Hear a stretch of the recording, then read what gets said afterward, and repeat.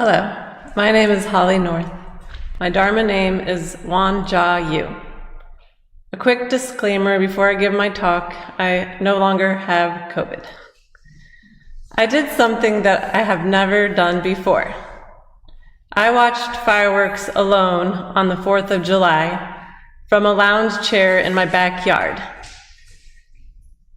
My family went downtown to see the fireworks put on by the city, while I was on a COVID solitude retreat. It was a different tone than the usual festivities. Instead of chasing kids around and hosting neighborhood friends, there was nothing I had to do. Feeling a little lonely, missing out on the fireworks with my family, I decided to embrace the chance of having a moment to myself. It was peaceful laying under the night sky, watching a random firework go off here and there. In fact, I enjoyed being able to rest and tune into the chorus of crickets in the trees. My life is pretty busy, taking care of a family and other obligations. When I discovered I had COVID, I was faced with many uncertainties. My mind began to race, thinking of all of the things that this positive result could affect. I had to contact everyone I had been around and all of the people I was planning to be around soon. It made me think of our interconnected nature and how one thing affects another. I closed myself off from my family and went into isolation in our bedroom. The word isolation sounded daunting to me. Once I knew I had to close myself off from the world, I decided to call it a retreat. I had many tools in my toolbox for living in retreat mode. When the world shut down in 2020, I participated in a 4-day virtual retreat with Reverend Wang Gong through the Southern Dharma Center. I have attended numerous retreats offered by the temple, both at home and in person.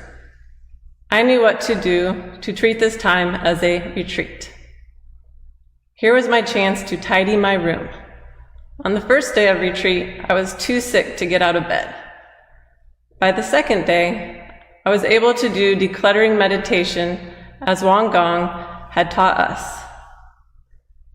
The act of decluttering changes when viewing it as a meditation compared to an unwanted task. As I went through old files and tossed out the unnecessary ones, I felt like a snake shedding its skin. Buddha once said, "Just as a snake sheds its skin, we must shed our past over and over again." I discarded clothes from my closet, books that I would never read again, and some more difficult sentimental gifts from loved ones. As my room began to transform, I began to transform with it. When I tired of being in the room, I would practice walking meditation the way we had done on the virtual retreat. I wore my mask to go outside. Once outside, I slowly circled the garden, paying close attention to each step I was taking. I noticed things like butterflies dancing in the garden or a hummingbird whizzing by. The peace and pace of each step was slow and calculated. The rhythm of my heart matched this pace. I had time to really focus on each step, one after the other, connecting my feet with the earth. By the third day, I was well enough to sit under a canopy outside and paint.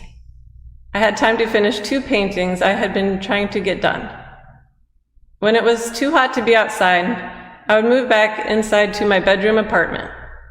There I passed the time reading, writing, studying Dharma, and practicing sitting meditation.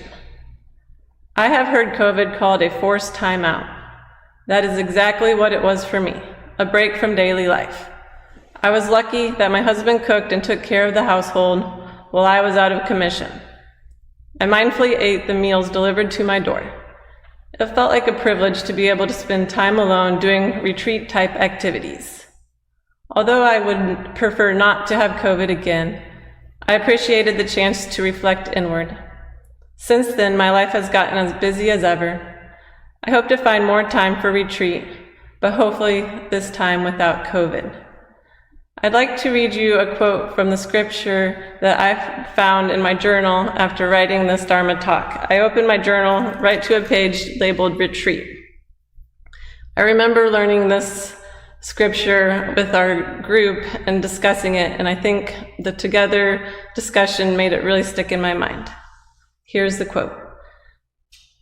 Regardless of who it is, if one understands and practices the principle that illuminates the one mind by penetrating the myriad dharmas, then one will certainly attain great, perfect, right enlightenment.